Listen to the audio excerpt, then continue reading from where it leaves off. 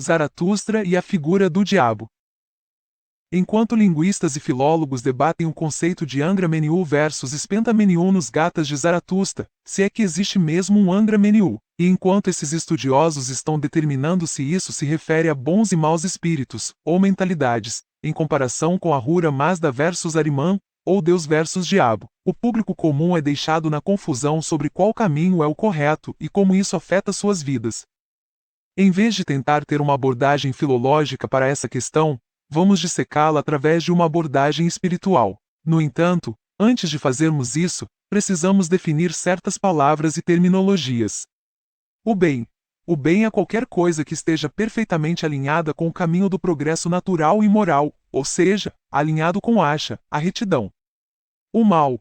O mal é qualquer coisa que se opõe ou impede o progresso ao longo do caminho de Asha, o caminho da retidão. Deus. Deus é o sistema organizado e proativo definitivo, e primitivo, ou personificação da criação, manutenção dessa criação e progresso, é a fonte do bem. Diabo. O diabo é a personificação final, ou sistema de destruição e regressão, é a fonte organizada do mal. Nos Gathas de Zaratustra, capítulo 30, estrofe 9, é afirmado que possamos estar entre aqueles que renovam o mundo. É seguro dizer que essa simples frase descreve o propósito da vida como definido por Zaratustra, e é seguro supor que os zoroastristas e os estudiosos zoroastristas abraçam unanimemente esse conceito de renovação. Portanto, vamos considerar isso como o objetivo final da vida, e proceder a uma análise a partir daqui. Em todas as escolhas que fazemos na vida, consciente ou inconscientemente, devemos responder a uma pergunta fundamental: se o fim justifica os meios. Por exemplo, existe alguma situação em que contar uma mentira inofensiva pode fazer mais bem do que mal? Ou estaria tudo bem matar alguém como Adolf Hitler? Existem situações que justifiquem a realização de um mal menor como meio de destruir um mal maior? Em vez de considerar as escrituras e avançar logicamente a partir daí, para chegar a uma conclusão sobre como devemos abordar o conceito de bem versus mal, e Deus versus Ahriman, vamos fazer uma abordagem inversa. Vejamos as duas respostas diferentes a essa pergunta de forma independente e comparemos o resultado das duas. Primeira resposta: sim, abordagem reativa. Se a resposta à pergunta sobre se o fim justifica os meios for sim, então há uma presunção subjacente, isto é, a presunção de que se deve combater o mal a todo custo. Aqueles que acreditam sinceramente nessa afirmação são da crença de que no mundo existem duas forças, as forças do bem e as forças do mal. Nessa dualidade de poderes, devemos ficar do lado de um ou de outro. Em outras palavras, ou pertencemos ao exército do bem, ou ao exército do mal. Não há meio termo, simplesmente porque, se nos recusarmos a lutar contra o mal, se não ficarmos do lado do bem, estaremos automaticamente do lado do mal, deixando que ele prossiga como quiser. Nessa abordagem reativa, o exército do bem é aquele que segue as leis e desejos de Deus, e o exército do mal é aquele que segue as ordens e instruções do diabo. Portanto, qualquer um pertence ao exército de Deus ou ao exército de Ahriman. Se o comandante supremo do primeiro exército é Deus, e o do segundo é Ahriman, então é seguro supor que Deus é aquele que nos instrui a seguir o bem, e Ahriman nos ordena a seguir o mal. Em outras palavras, Deus é a primeira causa do bem, e Ahriman seria a primeira causa do mal. Ao olhar claramente para essa situação, nós podemos facilmente reconhecer que criamos dois campos independentes e adversários: o campo de Deus versus o campo de Ahriman. Essa divisão pressupõe certos ideais. O ideal de que Deus e Ahriman são duas entidades separadas e independentes, e que Deus e Ahriman são poderes antagônicos, mesmo que um seja o menor e o outro o maior. Essa divisão cosmológica de poder só pode supor que nenhum dos dois poderes independentes foi criado pelo outro. Simplesmente não tem lógica pensar que alguém criaria um adversário independente para destruir a si mesmo.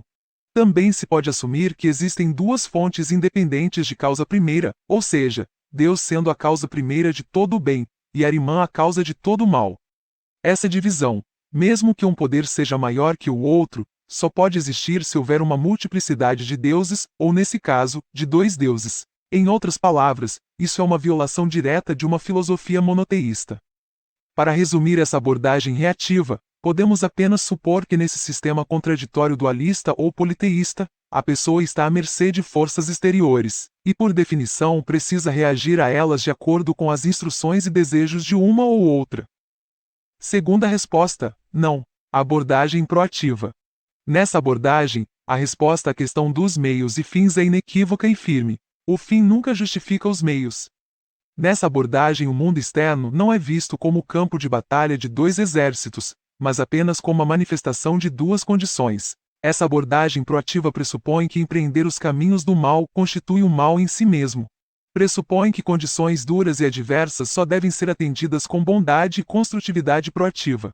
Em outras palavras, reconhecemos essa realidade externa, mas escolhemos o que queremos fazer independentemente das circunstâncias. As circunstâncias só podem afetar nossas decisões na medida em que modificam nossas abordagens e métodos, dentro dos limites da bondade.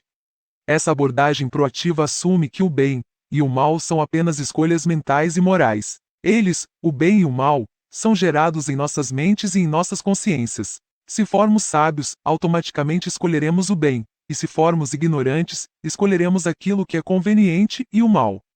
Nessa abordagem proativa, assumimos que para o universo físico vir a existir, foi necessária uma dualidade física. Por exemplo, precisamos ter escuridão para que a luz exista, ou seja, dia e noite não podem existir um sem o outro. Calor e frio são apenas duas condições contrastantes, que nos permitem distinguir uma da outra.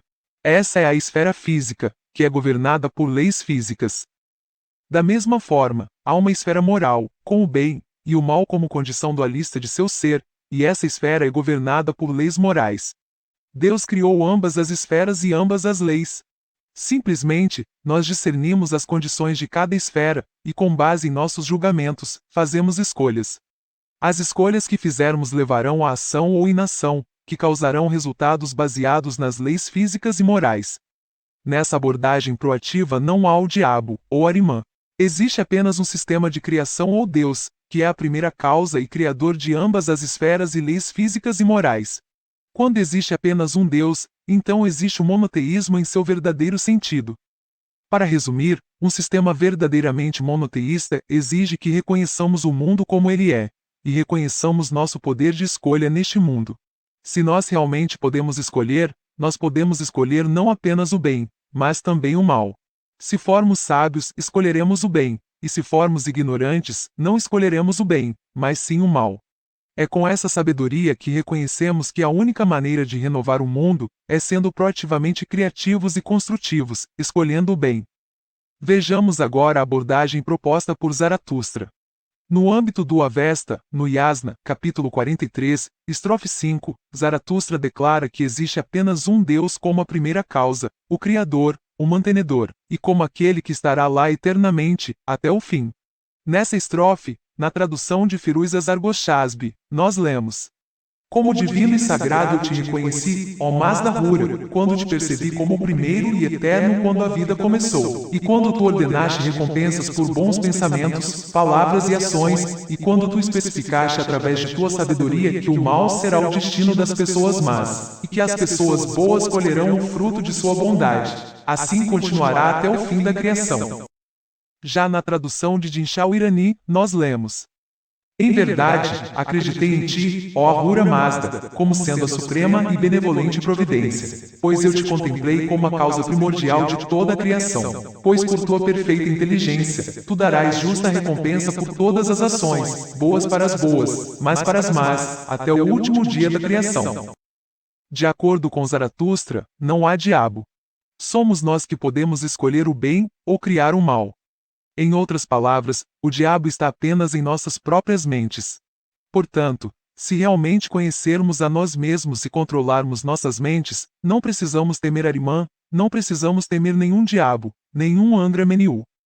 Embora possamos dogmaticamente iniciar um debate espiritual sem fim, muito parecido com o atual debate filológico, é mais sensato adotar uma abordagem mais prática e realista, ou seja, é um fato claro que nossas mitologias têm um efeito profundo e direto em nossa psique e mente subconsciente. Se escolhermos uma mitologia de guerra, criaremos uma realidade de guerra para nós mesmos. Por outro lado, se optarmos por uma mitologia de escolha, criaremos uma realidade de escolha em nosso mundo. Para concluir, já que temos a liberdade de escolha, fiquemos do lado do que for mais desejável, do lado alinhado com a renovação deste mundo, e não do lado de sua destruição.